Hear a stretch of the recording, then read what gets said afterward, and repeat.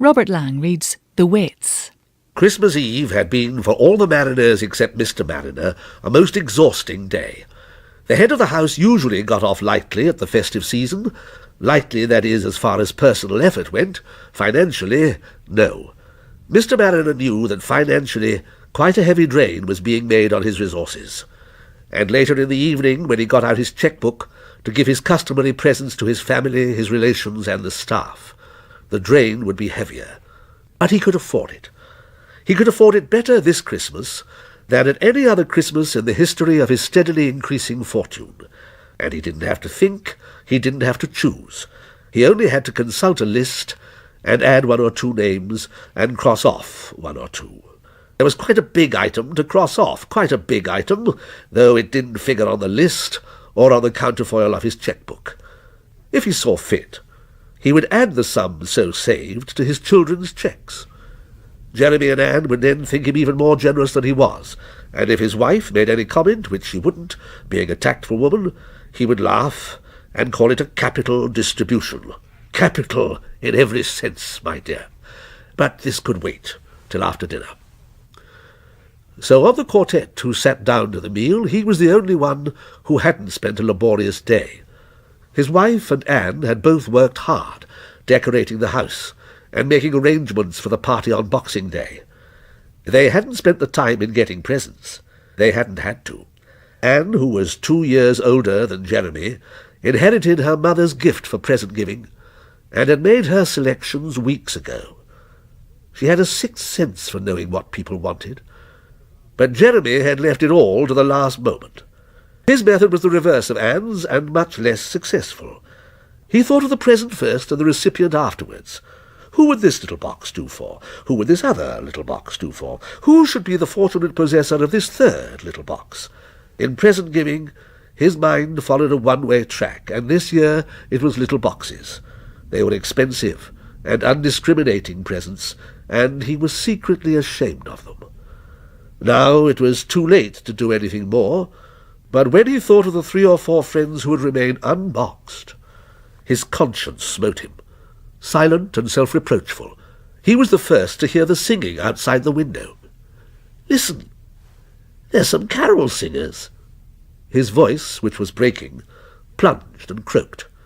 The others all stopped talking, and smiles spread over their faces. "Quite good, aren't they?" "The first we've had this year," said Mrs. Mariner. "Well, not the first, my dear. They started coming days ago, but I sent them away and said that waits must wait till Christmas Eve."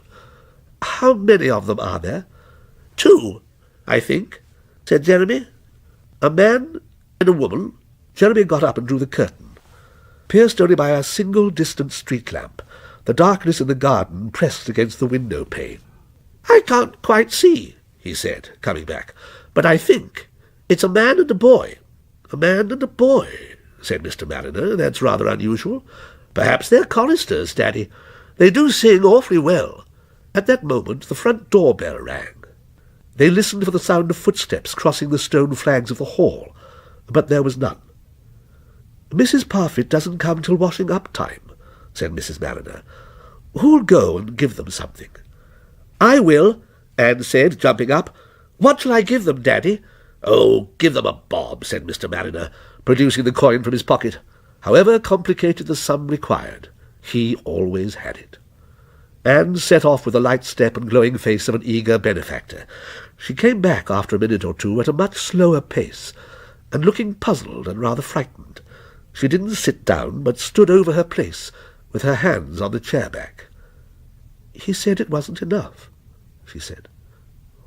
"Wasn't enough?" her father repeated. "Did he really say that?" Anne nodded. "Well, I like his cheek." Even to his family, Mr. Mariner's moods were unforeseeable. By some chance the man's impudence had touched a sympathetic chord in him. "Go back and say that if they sing another, they shall have another bob." But Anne didn't move. "If you don't mind, Daddy, I'd rather not." They all 3 raised questioning faces to hers. "You'd rather not? Why?" "I didn't like his manner." "Whose? The man's?" "Yes, the boy. You were right, Jeremy, it is a boy, quite a small boy. Didn't say anything."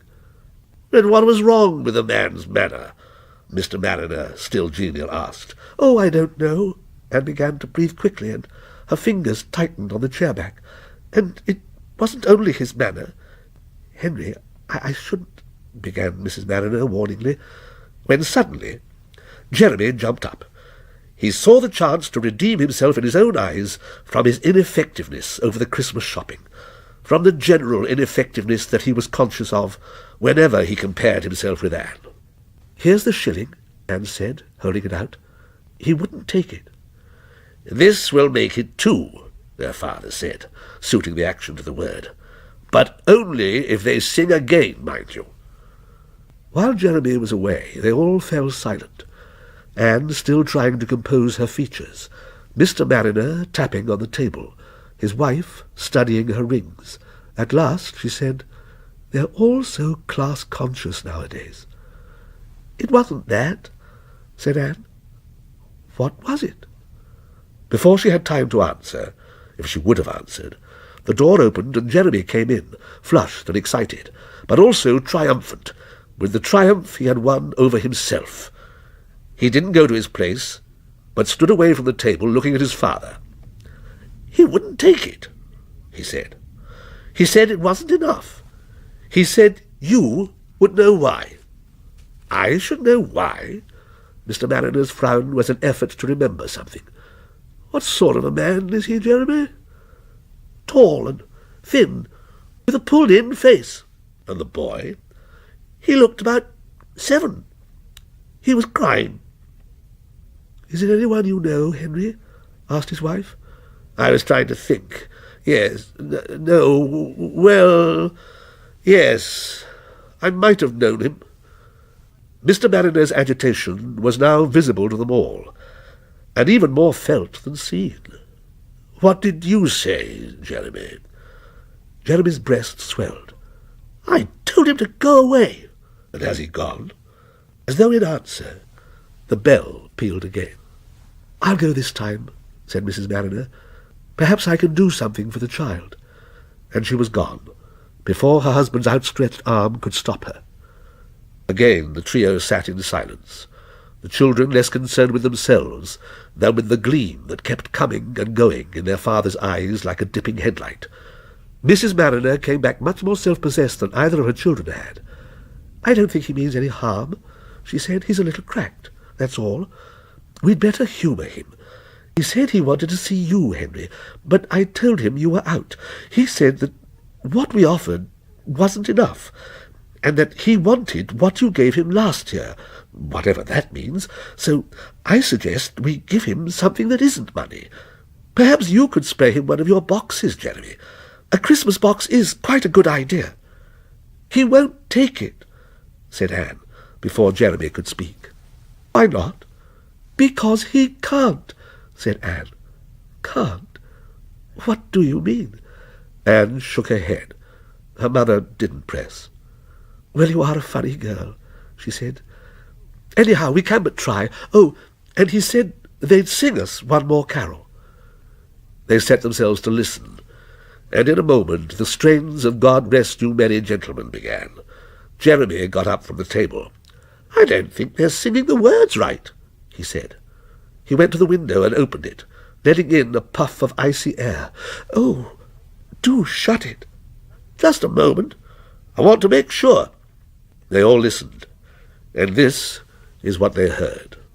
"God blast the master of this house, likewise the mistress too, and all the little children that round the table go." Jeremy shut the window. "Did you hear?" he croaked. "I thought I did," said Mrs. Mariner, "but it might have been bless. The words sound so much alike. Henry, dear, don't look so serious." The doorbell rang for the 3rd time. Before the jangling died down, Mr. Mariner rose shakily.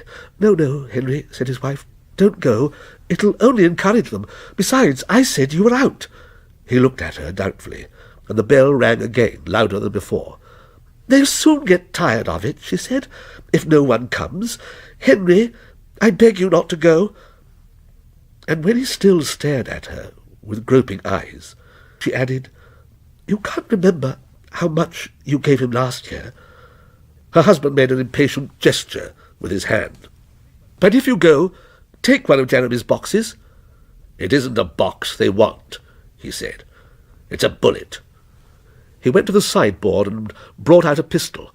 It was an old-fashioned saloon pistol, a relic from the days when Henry's father, in common with others of his generation, had practised pistol shooting, and it had lain at the back of a drawer in the sideboard longer than any of them could remember.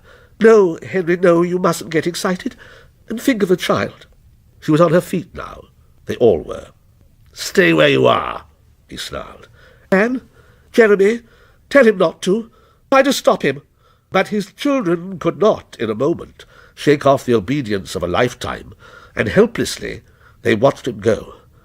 But it isn't any good. It isn't any good, Anne kept repeating.